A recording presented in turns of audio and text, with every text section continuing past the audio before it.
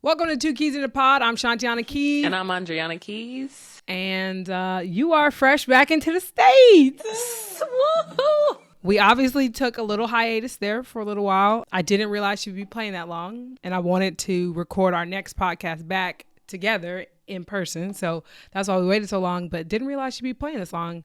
Made it to the championship. Didn't end how you wanted it, but great year nonetheless. Anything you learned while you were overseas this year? Nothing I can say on this podcast, but it was a good season. Okay. You know, we played. It's best of 5. We went to game 5 against the best team in the league, so it was good. Okay. All right. Well, we're gonna change up the format just a little bit. We will be doing, some headlines at the beginning to start the podcast, and then we'll dive into the big topic of conversation, which, I guess not a spoiler, but a look ahead.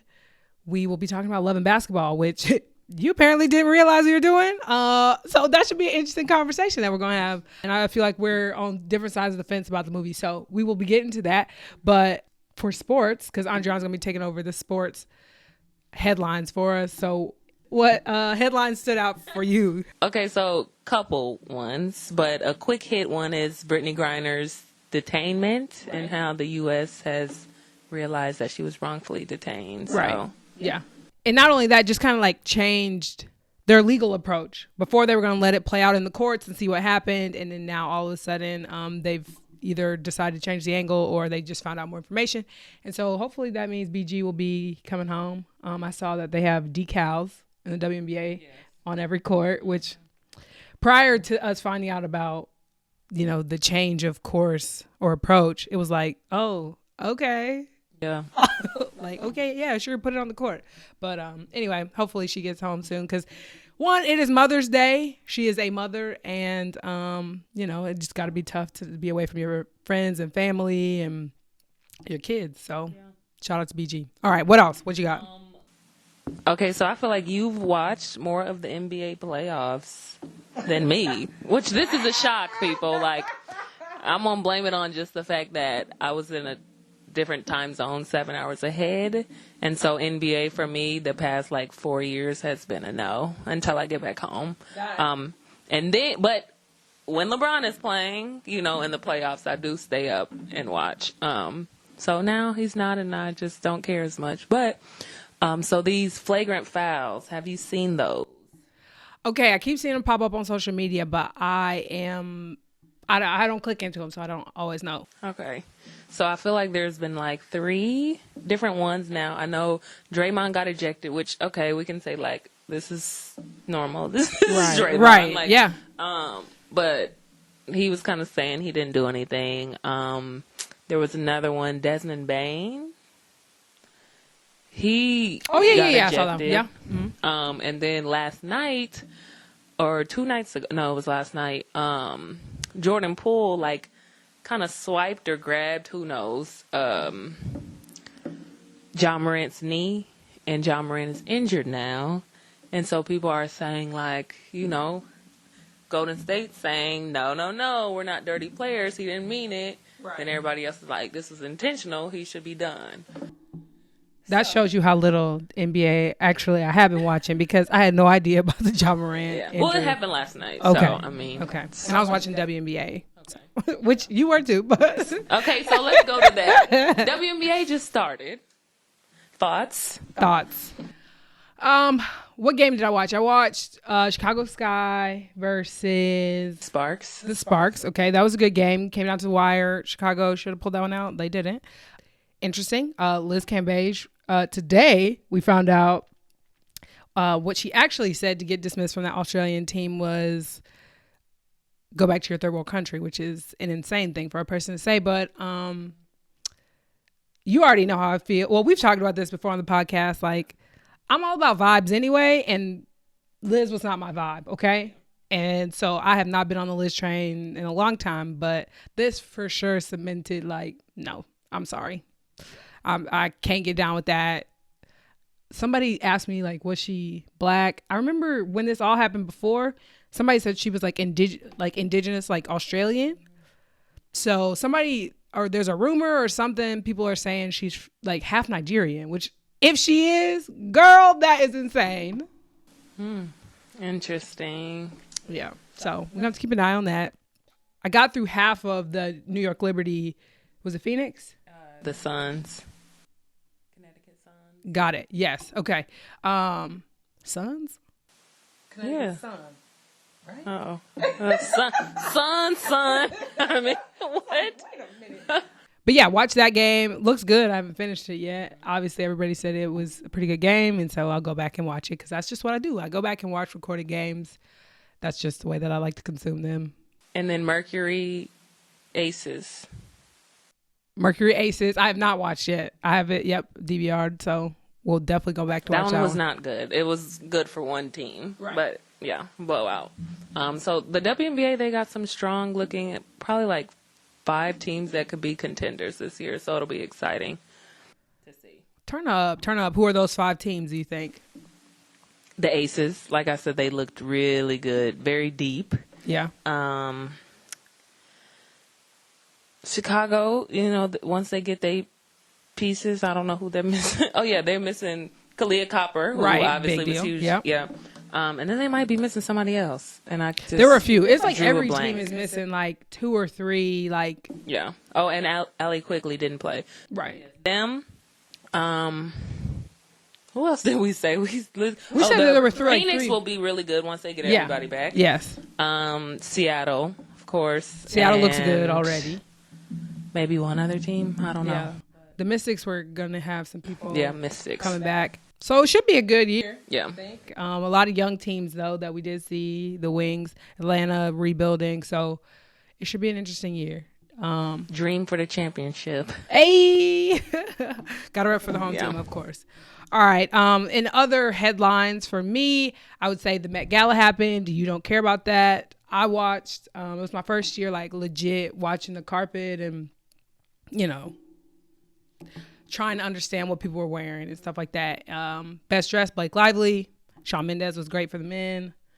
Liz looked good. I didn't see Liz. Yeah, I was like, Liz was there? Lizzo. I don't know why I just got her name like that. Lizzo was good. She played the flute. She had like I think she said $15,000 flute or $50,000 flute, something like that, which didn't know that existed. But yeah, those were pretty much the highlights for the Met Gala. Okay. All right, well, let's move on to our main topic, which is Love and Basketball, which I know is a lot of people's like favorite 90s. Well, it's actually not a 90s movie. I realized I looked it up. So it's 2000. It's the year 2000. So Love and Basketball is a 2000 American romantic sports drama. It is produced by Spike Lee and stars Sanaa Lathan and Omar Epps. It's the story of Quincy McCall and Monica Wright. All right. So most of us are familiar with this movie, and a lot of people have a lot of strong opinions about it, we'll say. Had I known this, had I been prepared, I would have worn my Love and Basketball hat. Oh, dang.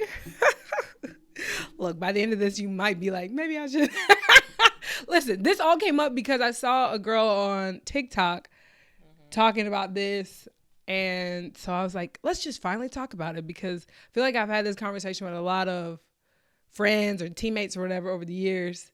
And like some people love it and some people are like, this is the most toxic love story of all time. But if you like basketball, you're going to love it. Right. No matter But what is happening in it. But that's what I'm saying. Like, I have basketball teammates who don't like this movie because they've grown older and wiser and left F-boys alone. So Well, I've watched it in this age and I still enjoy it. oh my gosh. Right. Okay. So let's just start here at the beginning, right? So they're kids. They meet each other. They play, well, one, of course, like most boys, is like, oh, she can't play. She's a girl, which, of course, that's annoying. But those are kids, so we'll just teach your kids better, but let's move on. Okay. He pushed her down. Not great, but they're kids. Like, can we say toxic? I don't know yet. All right, let's move to high school. All right, they're at the prom. Shout out Gabby Union. Your girl, Gabby Union, yeah. And they get together after the prom. All right, after all that back and forth and disliking each other and being really good friends. They went with two different people to prom. Yes. Right. Two different people, but then they come back and then they get together at the house. Okay. If you've seen it, you know what I'm saying. Okay. So now they're together and they're going to the same college. All right. There's a lot that happens in between there, but just know those are the highlights. So they get to college and they're together. All right. What would you say is the first toxic thing that happens? Oh gosh, I don't know, but one that I can think of from the top of my head is There's one answer I'm specifically looking for. when they first got to college. Like, what's the first thing that Did he happens? cheat on her, or did he get somebody else? Girl, did you watch the movie? I'm trying. She's like, this is my favorite movie of all time. Right when they get to college, they both like try out or Remember, with the Monica's team. having a hard time. Remember, like, Yeah, and because he's she's like a freshman. doing great. Right. Okay. Then they go and meet outside on the bleachers, and he has curfew, and he's trying to go, and she's like, "You're not gonna stay." That's what I'm talking about. Oh, that was what I was The thinking. curfew, because he was having a hard time because he finds out his dad's cheating. Right. Okay. So the first dilemma that comes up, questionable toxicity, which it for sure is. Okay. But you're also in college. So, again. And I would like to preface this with, I thought we all thought this was a toxic 90s movie, but still loved it. It seems that is not the case. Okay. So Monica has curfew. Quincy is in distress.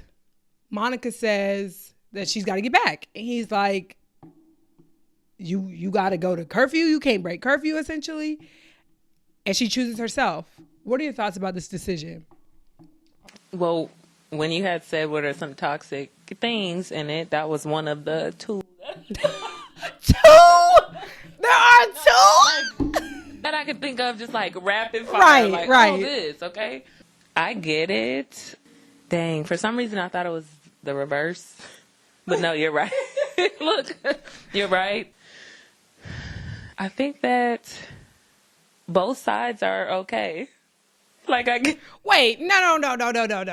Okay, so you play basketball. Yeah. All right. You're trying to fight for a spot. You're a freshman. Yeah. And somebody is like, hey, I really need you tonight. I know you have curfew, but I need you to break curfew. And you've already, shown your tail at practice by holding your follow through up. Like, coach is on your behind, Yeah. okay? And you gonna stay out and break curfew. Okay, let's just be honest. This is a movie, and realistically, What you doing? none of my college coaches are checking for me and make sure I'm in that bed. Like, so, okay, we can just sit here until. Okay, but what if a senior is like, oh, I know I saw that freshman out, and now you're in trouble because, again, people were coming for her. If Monica was like that, she was gonna get on that basketball court anyway. But I get it. No, You're toxic. You're what? I get a freshman. it. I get it. Okay. She should have just left, and I get him being like, "Oh, dang." He didn't. Oh, dang. In that moment, I get him all danging, but that don't mean he had to go and just be reckless after that, like be sad and then that's it. Get over it. What clearly he was not just gonna get over it. So okay, so you're saying, so who's wrong? If you had to pick who's wrong in this situation, foot to the fire, what are you saying? Who's wrong? He technically, yes, everybody's wants to and believes that he's wrong for doing what he did after. But if we're just talking about just sitting there in this one moment, in that one moment, this one moment, in a vacuum, dang, this is happening in his life. It's messed up, and she just got to go to her room and close it. She ain't got to be asleep or nothing. She got to just be in there, be present. This is why you need cell phones. This is why they didn't have FaceTime. It made it tough. They had known each other since they was little kids. He thought like, dang, I thought you were gonna be there for me. See, you already know I have a huge problem with women sacrificing their careers for men. So obviously, I'm like, I'm sorry, but I gotta go. I mean, yeah, chuck the deuces up, but just know that this man is about to be sad. Okay. Okay. Well, in a vacuum, I think he is wrong.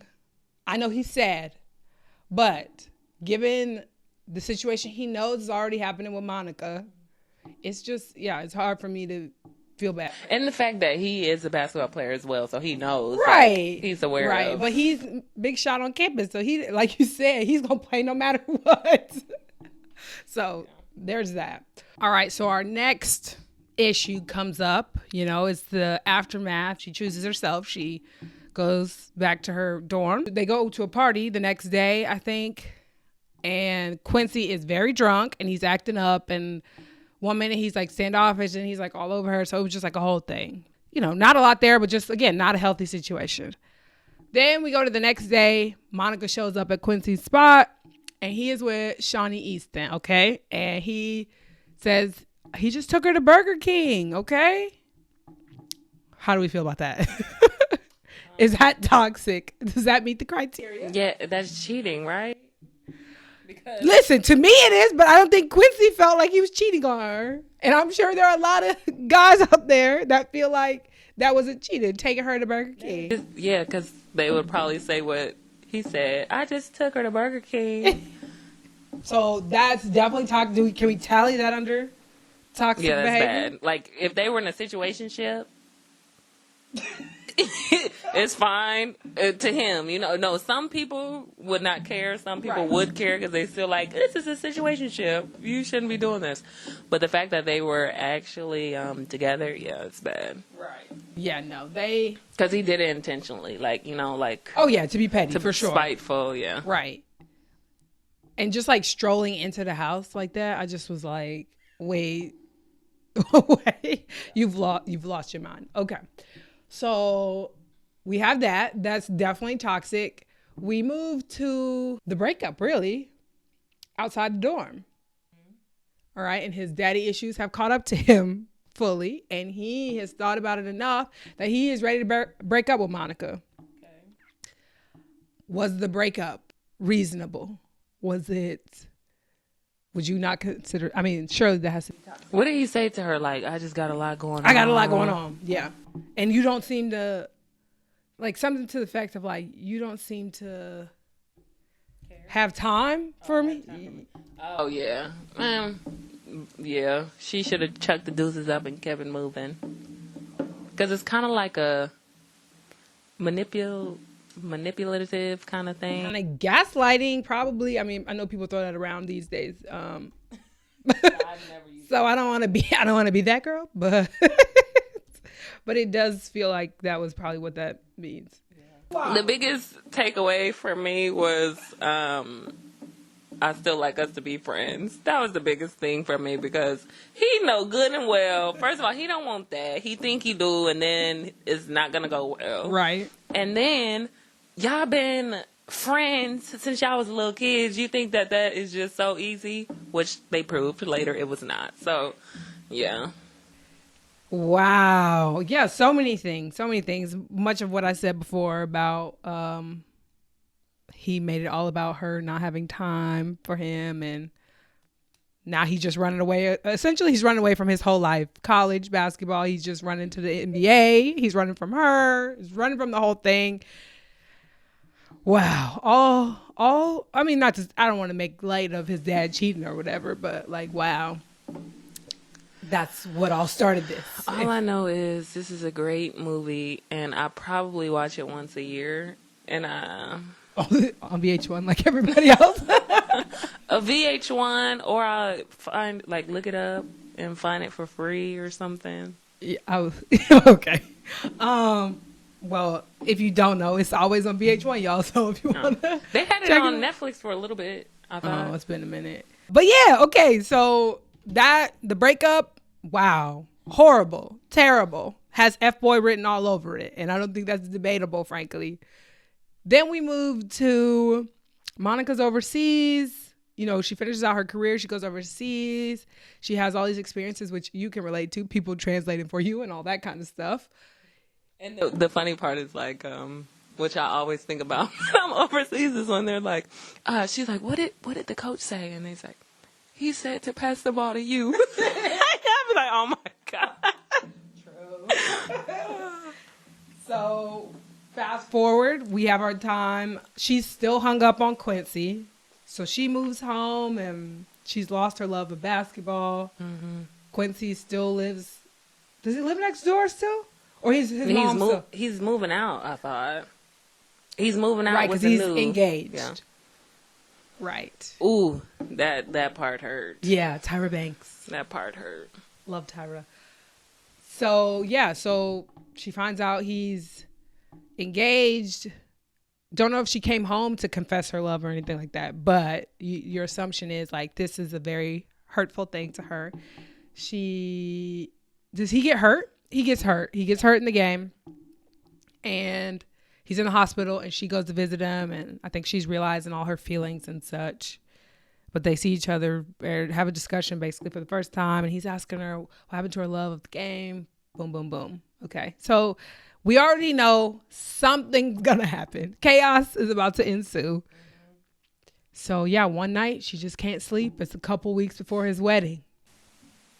Does that sound toxic to you? It was like 5 years too, or something like that they hadn't seen each other. Right, hadn't seen each other, so you have no idea if Quincy is still in love with her or is thinking about her ever. Mm-hmm. You would assume not, because he has a fiance. So we get to Monica climbing out the window, knocking on his window yet again, and challenging him to a game of basketball. How do you feel about that? The challenging of the game itself. First of all, my memory's bad because I was thinking he was out there shooting already or something. No, he woke up out of his sleep. I ain't gonna come. You want me to come? Okay, I'm gonna go. Like, no. She got up. I think she went to knock on the window like they did all those years. And yeah, he came to the window like, what do you want? That's essentially what it felt like. Like, what? That's what you want to do? You want to play?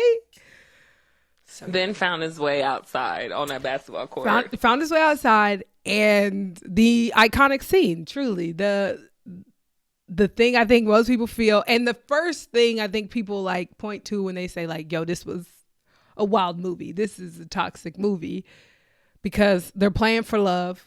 He is engaged. He's 2 weeks out from his wedding. Yeah. Playing one-on-one for your heart. For your heart. Oh, gosh. Which, how many times do you think that has been asked of people in real life? Like, in a sense, you're like, that is the stupidest line ever. Like, who would ever say that? Yeah. But the reality is, I know there are a lot of men out there, actually probably women too, who are asking people to play for their heart. Like, yeah. Which, all right. So cut to them playing one-on-one.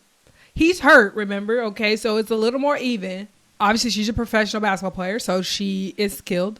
But I believe she smokes a layup when she can win the game. Yeah. Okay. Now, mind you, when she's about to win, he starts to, like, actually show up and body her a bit. Like, he's getting rough. He's, like, playing with her. Putting on a show. Right. Like, look, I'm not about to let you win. Which, again, playing the game in and of itself. Yeah, playing somebody when you're engaged, you've already kind of accepted some part of this situation. Like, how are you going to explain that to Tyra? How are you going to say, by the way, I played this girl for her heart. My ex-girlfriend, I played her for her heart. You're going to... for my heart. Because he was like this, look, this is the one I truly love, Tyra. I'm going to have to... what I'm saying is if he actually loved Tyra, we don't know her name. He loved Tyra enough to just be fine and be with her. Like, whatever. Let's do this thing. I like you. Right. But what if, okay, he loves Tyra. They actually go get married. What I'm saying is, how do you explain to Tyra that you played this game? Like, how do you go, like, is it going to be the, I took her to Burger King conversation? Like, first of all, is that growth? Like, have you grown in the 5 years? Because that really would feel like a Burger King. I just took her to Burger King. Like, I just played her. I knew I was going to beat her. Let's be honest. Monica was in the wrong, too. First. What, for challenging? She was in the wrong first for the challenge. Yes. Ma'am. Without doubt. Yeah. Okay, so I think my favorite part of this whole thing, and like the thing that sticks out most to me, is when he bodies her and dunks on her. Why? Like the actual disrespect of that moment. Even if you love me or not, you know what I mean? Like it just felt like it didn't have to be all that. Like you really bodied me like a grown man and dunked on me? Like lay it up. Lay up the ball. I feel like maybe they had to show some type of like, boom, trick you first and think like, oh, he's really like about to win this game. He don't want her no more, you know? You think, oh, you're talking about the movie magic on the back half. Yeah. Okay, I'm talking about if I'm Monica. If I'm Monica in the movie and all of a sudden your forearm is in my chest. No, but she's already, you know, down bad. She's just like, you know, maybe it was like, oh, she's so low now. It's over. There's nothing she can do. He's absolutely over her. She's devastated. He just bodied her and banged on her. And then now, boom. Double or nothing. JK, you know. I'm worried for my sister, y'all. I'm worried. Because what? Okay, fine. All right. So, yeah, that's what happened. He dunks on her, and she thinks it's over. And he says double or nothing. And that is their signal that, you know what? If I played it once and I played it twice, that means I'm really in. Which, again, how you explain to Tyra that you played the first time if you were ever going back to her. But, again, whatever. We moved on. So, as a whole, Tim being incredibly toxic, what do we rate this movie? A normal. I think this is very realistic. Like to real life. Yeah, it's kind of real. Like all that extra put me 101 for your heart and all that stuff. Like I don't know how real that is, you know. But the college stuff, the little kid stuff, it's all realistic, you know. Them meeting again and all this other stuff. So who knows? But toxic. I'll give it about a 6. Listen, there are a lot of people who have felt very strongly about this movie. And for me personally, I would give it, I don't know. It's a 9 on the well, no, that's strong. 8 on the toxic scale because, well, a lot of crazy things happen out in the real world and people are crazy. So, like, there are a lot worse things, I'm sure. Yeah, I would do a 5, actually. It's giving... Oh, please, y'all don't take my black card. Black card? We don't do black cards on this show. Look, whatever. Don't judge me right now. The light-skinned lady with the darker skin guy on a TV show... old TV show, and he showed up to her wedding, or different world? That is not worse than that. That's terrible. You know what? Wow. You bring up a great point. In that everybody loves a different world. Everybody loves that episode. You waited until you got to, because people be like, True Love won. Okay, why didn't True Love win now then with this? Oh, wow. So. Look, points were made. Points were made. So now you need to ask them on Instagram oh my if they like that. Wow. Looks like we might have to do a different world episode. But no, really, like, that's a beloved classic episode. And I don't know if this is worse. Because they were engaged and they weren't. And yeah, he just shows up. He showed up the night before, kind of, but not in a will you be with me kind of way. Did that make the Wale song? Did Love and Basketball make it? Yes, it did, I think. Girl, what Wale song? Dearly Beloved. Oh, I don't know. I'll have to go listen to that. Because you know with his video, yes. Like he's Oh, I'm sure. I know he has a different world in it, but yeah, I think it did because I think I was like, ooh, like my favorite movie. Okay, all right. So I asked my friends on Instagram what was the most toxic part of Love and Basketball, and a lot of people said the entire movie. Okay, so I just want us to know that as we look back.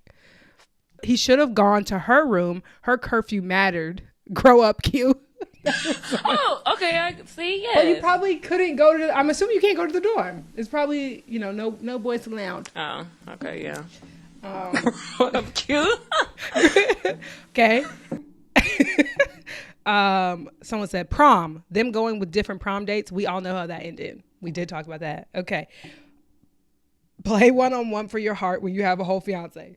Fair. The whole movie. Again. Someone else. When Q said double or nothing. Again, I rate the dunk more toxic than the double or nothing, but fine. Bro asked Monica if she wanted to go eat with him and the other girl. Because he did, didn't he? He did. He said, you want to come. Apartment. Yes. Oh my gosh. And like that does give me flashbacks of like going over to a men's basketball player's house and all his friends are there just like playing this video game. And then you got this girl coming over looking crazy. Yeah. Oh, wow. Very normal. Exactly. Flashbacks. So, yeah. And so that was the other thing. All of it, first scene to the last is what somebody said. So it's really giving toxic for a lot of people. And I didn't know so many people felt this way. Yeah. I thought we all agreed this is a classic love story. Some questionable moments, some toxic elements. Because at the end of the day, like, did Q grow? I don't know. Probably. He's with the person that he wanted to be with, and now they're married with a baby. Oh my gosh, and that scene is very cute. Yes. But I'm saying, did he grow? Did he grow as a man? Did he grow up? They didn't get into all that detail, so you just hope and assume that they did. They both. But the only thing you know about Q in his later life is that he played somebody in basketball for their heart and left his fiance 2 weeks before. So again, I'm not sure that's growth. And she had some toxic moments as well, like we said. So both sides. It was. We said that?